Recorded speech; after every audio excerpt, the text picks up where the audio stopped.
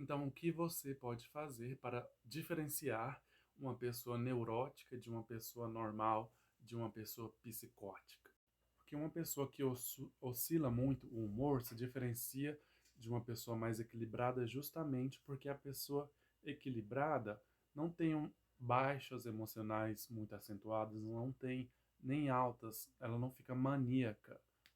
Isso se diferencia da forma com que o neurótico interpreta e vivencia os problemas, as situações da vida dele. Por exemplo, enquanto uma pessoa normal vê uma dificuldade como uma forma de experiência da própria vida, o neurótico acaba interiorizando, introjetando essa experiência como uma realidade absoluta. E é essa introjeção absoluta que faz ele se dissociar da realidade.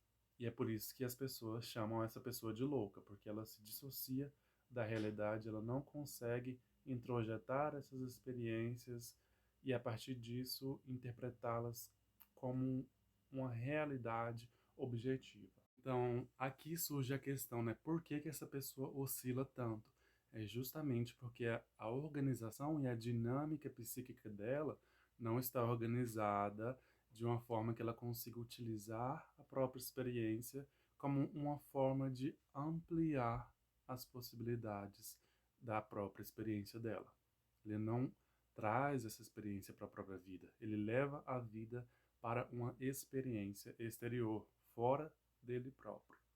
Então a pessoa fica fora de si mesma. Essa pessoa fica monótona e fica agindo por instintos. Por exemplo, aqui nesse livro Os 100 Melhores Contos Brasileiros do Século, a escritora Márcia Dencer escreveu um conto chamado Hells Angels, que foi um dos contos que eu mais gostei desse livro, onde ela relata a história, né, uma parte da trajetória da vida de um trabalhador. E esse trabalhador, ele limpa a vidraçaria dos prédios, né, e ele se encontra lá em cima.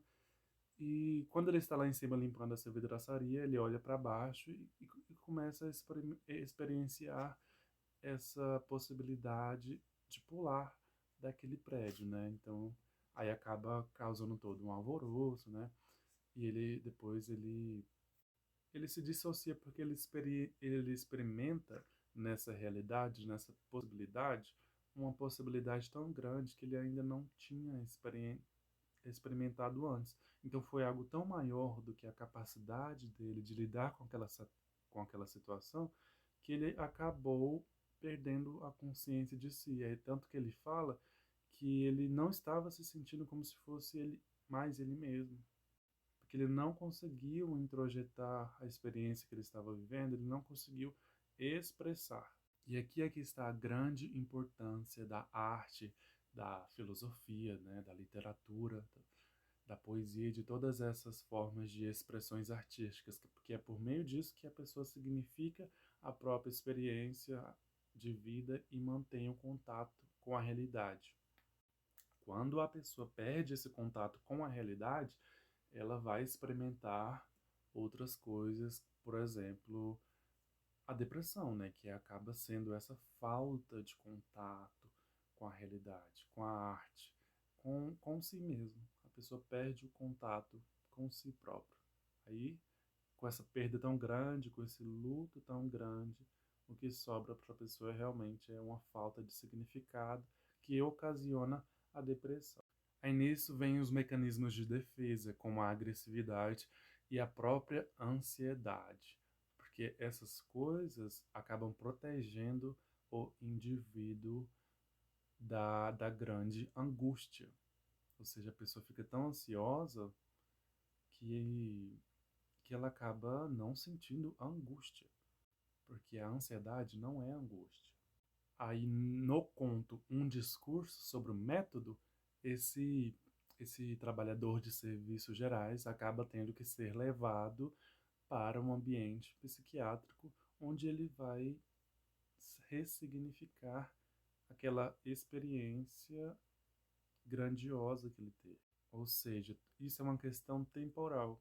que acontece? A pessoa não tem o tempo necessário quando a situação ocorre para significar a situação, e é isso que faz ela se dissociar neuroticamente. É por isso que as pessoas precisam de tempo para processar tudo. É igual agora, por exemplo, eu estou ouvindo o álbum da Taylor Swift há 2 semanas e até agora não processei ele inteiro, né? Porque é muita emoção para processar.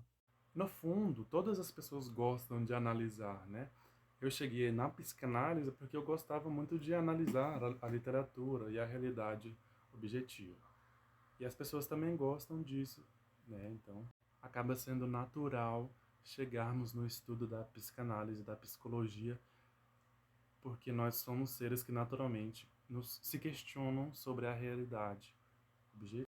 É por isso que as pessoas, em geral, possuem uma tendência para querer se graduar nessa área, porque justamente todas as nossas vidas, né, de todas as pessoas, envolvem os aspectos cognitivos. E aqui o tempo todo podemos estar citando exemplos provenientes da literatura, porque a literatura é composta essencialmente por aspectos psicossociológicos.